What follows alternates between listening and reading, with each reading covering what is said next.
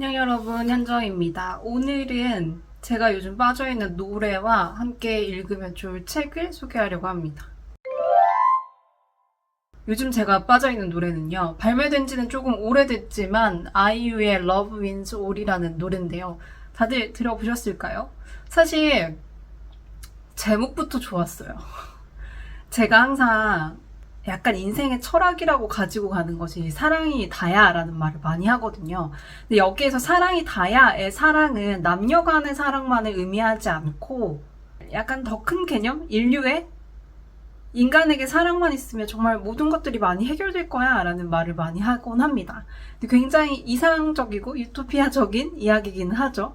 그런데 아이유의 이번 곡 제목이 Love Wins All, 사랑이 모든 것을 이겨 라는 것에 굉장히 동의를 하고 있다가 오랜만에 산책을 하면서 이제 노래를 들었는데 가사가 너무 좋은 거예요. 그래서 제가 계속 그 노래를 들었었거든요. 그러다가 떠오른 책이 있었습니다. 그래서 여러분들도 이 책을 같이 읽으면 조금 더 아이유의 Love Wins All이 이해가 되지 않을까라는 생각이 들었어요. 먼저 곡 이야기를 해보려고 하는데요. 가사에서 좀 좋았던 건 이거예요. 결국 그럼에도 어째서 우리는 서로일까? 이 가사를 보자마자 정말 요즘에는 막 혐오라는 단어가 너무 흔하게 쓰이고 서로를 미워하는 사회, 서로가 서로의 편을 나눠서 정말 헐뜯는 이 사회가 가끔은 너무 지겹잖아요. 뉴스를 봐도 지겹고 제발 싸우지 말자 하면서도 나 또한 누군가의 편을 들어서 저 사람은 왜 저래? 라고 이야기를 하고 있는 것처럼 그럼에도 불구하고 우리는 왜 또 사람을 찾을까? 뭐 이런 생각이 들긴 하더라고요. 또 가사 중에 이게 있어요. 일부러 나란히 길 잃은 우리 두 사람 부서지도록 나란히 꼽아라. 일부러 나란히 길을 잃었대요. 어떻게 하면 인간이 일부러 길을 잃을 수가 있을까요? 무엇 때문에? 그런 생각을 하게 되면서 이 책 같이 소개해드리면 재밌겠다라는 생각이 들었습니다. 뮤직비디오를 안 보신 분들도 보면요. 폐허 속에서 정말 몰골이 안 좋은 두 남녀가 어떤 필터가 쓰여진 카메라로 세상을 바라보면 되게 아름답게 보여요. 그런 모습을 보면서도 사랑이라는 필터를 쓰면 정말 이렇게 폐허 속에서라도 힘든 상황에서라도 무언가 다 같이 헤쳐나갈 수 있는 상상을 해볼 수 있지 않을까라는 생각 또한 들기도 했었습니다. 저는요, 좋은 노래가 있으면 곡 정보를 찾아보거든요. 꼭 아티스트들이 이 곡에 대한 설명을 적어 놓더라고요. 그래서 그 곡 정보를 보면서 어떤 마음으로 이 노래를 썼을까라고 생각을 하긴 하는데, 역시 책을 많이 읽는 아이유의 글은 너무 아름답더라고요. 사실 이 곡 정보를 읽으면서 제가 노래를 틀어놓고 막 유튜브에 어떻게 말을 해볼까라고 정리를 하다가 눈물이 조금 나긴 했어요. 지금 약간 호르몬이 터져 나가고 있는 시즌이어가지고 울컥하긴 했는데 모두가 조금 공감하고 있는 이야기지 않을까라는 생각이 들긴 합니다. 제가 곡 정보도 조금 읽어드릴게요. 누군가는 지금을 대혐오의 시대라고 한다. 그렇죠. 대혐오의 시대잖아요. 정말 서로 아까 이야기했던 것처럼 헐뜯는 시대? 누군가 누구를 싫어한다, 혐오한다라는 말이 너무 만연한 시대인 것 같긴 합니다. 분명 사랑이 만연한 때는 아닌 듯하다. 눈에 띄는 정의와 무관심으로 점점 더 추워지는 잿빛의 세상에서 눈에 보이지 않는 사랑은 무기로 승리를 바라는 것이 가끔은 터무니없는 일로 느껴질 때가 있다. 이렇게 대혐오의 시대에서 사랑을 외치는 건 굉장히 유토피아적이야, 이상향적이야. 말도 안 되는 현실과 떨어지는 이야기를 하고 있지 않아? 라고 이야기하기 되게 쉬운 것 같아요. 근데 저는 그럴 때일수록 인간이 가지고 있는 이 사랑이라는 능력을 회복해야 된다라고 저도 생각을 하긴 하거든요. 하지만 직접 겪어본 바로 미움은 기세가 좋은 순간에서조차 늘 혼자다. 반면에 도망치고 부서지고 저물어가면서도 사랑은 자욱이 함께다. 사랑에는 충분히 승산이 있다. 저는 아이유의 이 믿음이 너무 좋았어요. 사랑에는 충분히 승산이 있어 라고 누군가는 이상적이야 라고 해도 누군가는 승산이 있어 라고 외쳐주는 이 사회에 살고 있다는 것. 그리고 그게 굉장히 영향력 있는 아티스트가 이렇게 외친다라는 게 굉장히 희망적이지 않았나라는 생각이 들기도 했습니다. 사랑하기를 방해하는 세상에서 끝까지 사랑하려 애쓰는 이들의 이야기를 담았다. 그리고 쭉 긴 이야기가 있는데요. 이 노래는 팬들을 위한 곡이다라고 이야기를 하기도 하더라고요. 여전히 모르겠지만 번번이 내 곁을 선택해주어 정말 고맙다는 말도 당신들이 내게 그래 주었듯 나도 당신들의 떠오름과 저음의 순간에 함께하는 사람이고 싶다. 어떻게 이런 말을 쓰죠, 정말? 떠오름과 저음의 순간. 그러니까 아이유도 굉장히 쉬었으니까 얼마나 걱정이 많겠어요. 누리는 것이 많으면 사실 불안한 것도 많거든요. 항상 자기가 내가 이제 내려오는 길, 정음에 대해 생각을 한다. 그런데 그때도 당신들이 내 곁을 지켜줄 거니까 나도 너희를 지켜주고 싶어서 이 곡을 썼다라는 이 고백이 너무 아이유의 팬들 부럽다라는 생각이 들기도 하더라고요. 그 옆에서 무섭지 않아. 우리 제일 근사하게 저물자라고 말해주는 사람이 되고 싶다. 라는 곡 정보가 있었습니다. 그래서 이 노래를 듣고 곡 정보를 듣고 이 책 진짜 같이 한번 읽어보면 좋겠다라고 생각난 책을 소개해드리려고 합니다. 요즘에 저도 좀 그런 생각을 많이 했던 게 이제 몸이 무거워지고 막 힘들다 보니까 그리고 사람을 만나는 날이 좀 적거든요. 예전에 비해 일할 때보다는. 그러다 보니까 몸의 힘듦들 그리고 호르몬의 지배를 당하면서 내 안에 사랑이라는 감정이 점점 작아지는 것 같다라는 생각이 들 때가 되게 많았었어요. 그러니까 내 안에 사랑이 작아진다라는 느낌이 내가 힘드니까 그리고 내가 좀 고민이 많으니까 타인의 고민, 타인의 걱정들을 되게 가볍게 여겨질 수도 있겠다. 이 상황에서. 그래서 누군가의 고민을 듣는 게 되게 겁나기도 하고 나중에 애를 낳아서도 내가 힘들다고 타인의 고민들을 너무 약하게 보면 어떡하지라는 걱정과 함께 잘 안 들어오면 어떡하지 귀에? 뭐 그런 생각들도 들고 그런 불안감들이 조금 엄습하더라고요. 그때는 다시 저도 이 노래와 이 책과 이 곡 정보, 곡 설명을 다시 들으면서 제 안에 사랑을 조금 샘솟게 하는 일을 해야 되지 않을까라는 생각이 들기도 했습니다. 아무튼 이런 고백들을 하면서 여러분들에게 오늘 소개해드릴 책이 무엇인지 먼저 이야기를 해드리도록 하겠습니다. 사실 이 책은 조금 유명한 책이기도 하고요. 저번에 인스타그램으로 한번 소개를 해드리기도 했습니다. 바로 이 책입니다. 에리 프롬의 우리는 여전히 삶을 사랑하는가? 라는 책이고요. 에리 프롬은 워낙 유명해서 사회심리학자이자 정신분석학자인데 사실 저는 에리 프롬의 철학이 너무 좋아가지고 이 책이 나오자마자 바로 구매해가지고 읽었었거든요. 에리 프롬 철학자 하면 책이 너무 어려운가? 라고 생각을 할 수도 있지만 그렇게 어려운 책은 아니어가지고 한번 시간 내서 꼭 읽어보셨으면 좋겠습니다. 아까도 잠깐 이야기했지만 사랑에 대해서 인간 대혐오의 시대에서 사랑을 이야기를 하면 사랑이 무슨 힘이 있어? 아무 힘도 없어 라고 이야기를 많이 하고 듣잖아요. 그래서 저는 이렇게 생각을 해요. 인간이 싫어질 때 되게 많아요. 뉴스를 보거나 막 인류에 상실된다라는 말들을 할 수밖에 없는 그런 상황들이 막 있잖아요. 사건, 사고들이. 그럼에도 불구하고 우리는 또 혼자가 된다라고 생각하면 너무 외롭고 괴롭고 힘들잖아요. 그리고 내가 힘들 때에 항상 나에게 힘이 되어주는 누군가가 있고 한 사람이라도 있고 내 이야기를 들어주는 한 사람이라도 있는 것처럼 결국에 인간이 싫기도 하지만 인간 없이 살 수가 없는 타인 없이 살 수가 없는 이 사회에서 다시 한번 우리의 삶 그리고 관계성에 대해 생각해 봐야 되지 않을까라는 생각을 합니다.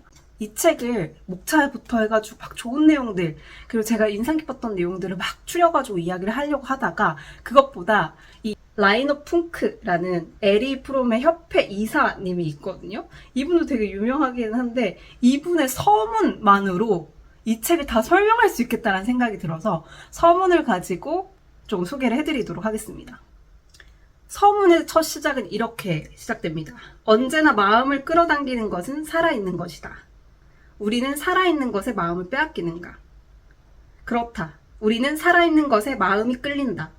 봄이 되어 자연이 소생하면 우리의 감각도 살아난다.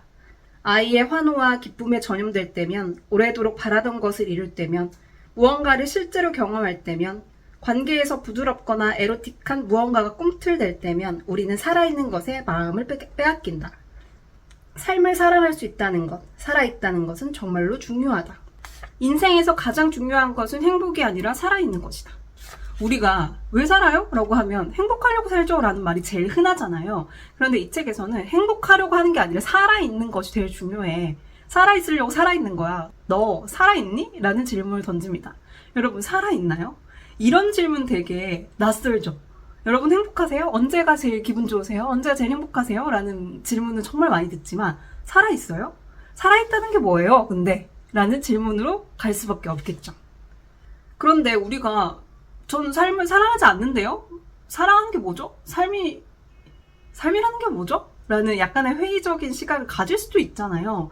그런데 그런 회의적인 시각, 비판적인 시각, 비관적인 시각이 개인의 문제라기보다는 사회적으로, 시스템적으로 그리고 전 세계적으로도 문제야 라고 조금 더 시각을 넓혀서 설명해 주는 게 저는 이 책의 가장 큰 매력이지 않았을까라고 생각을 합니다.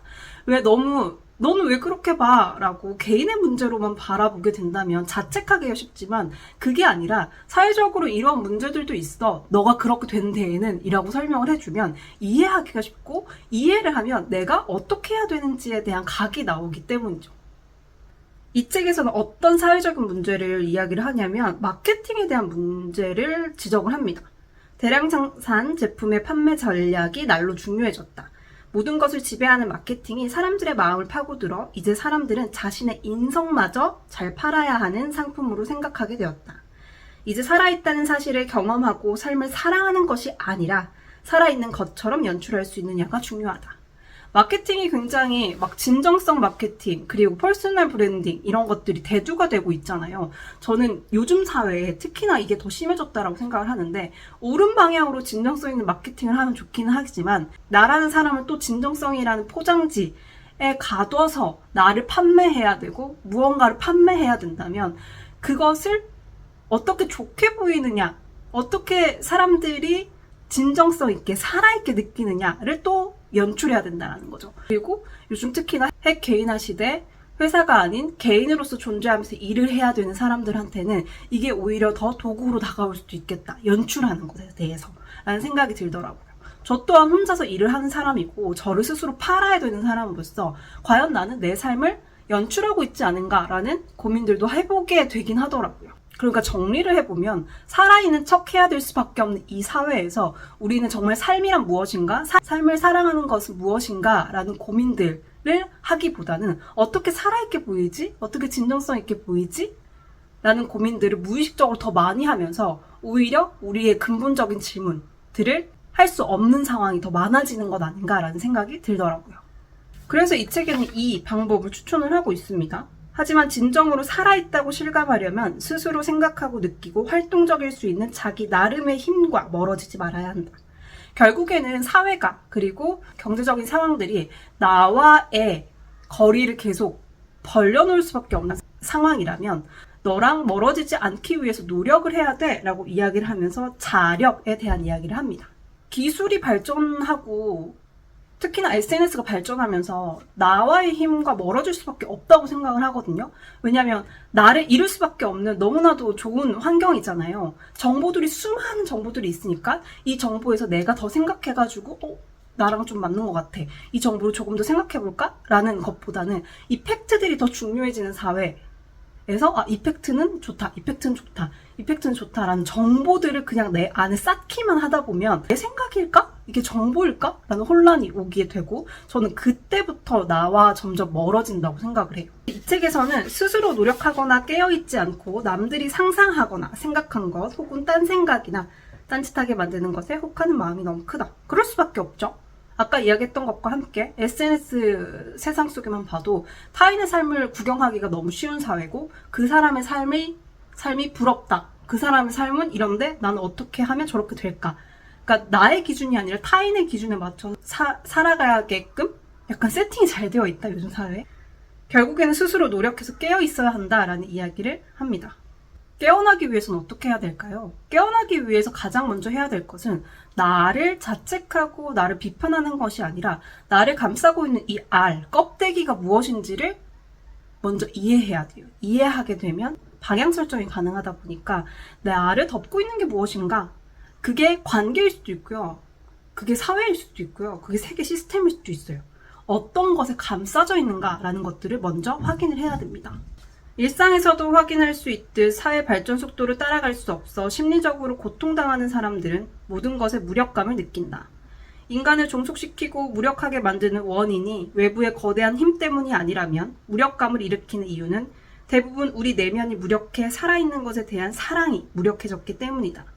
여기에서도 마찬가지다. 삶에 대한 사랑이 무력감을 이기고 다시 깨어나려면 바이오핀한 자력이 되살아나야 한다.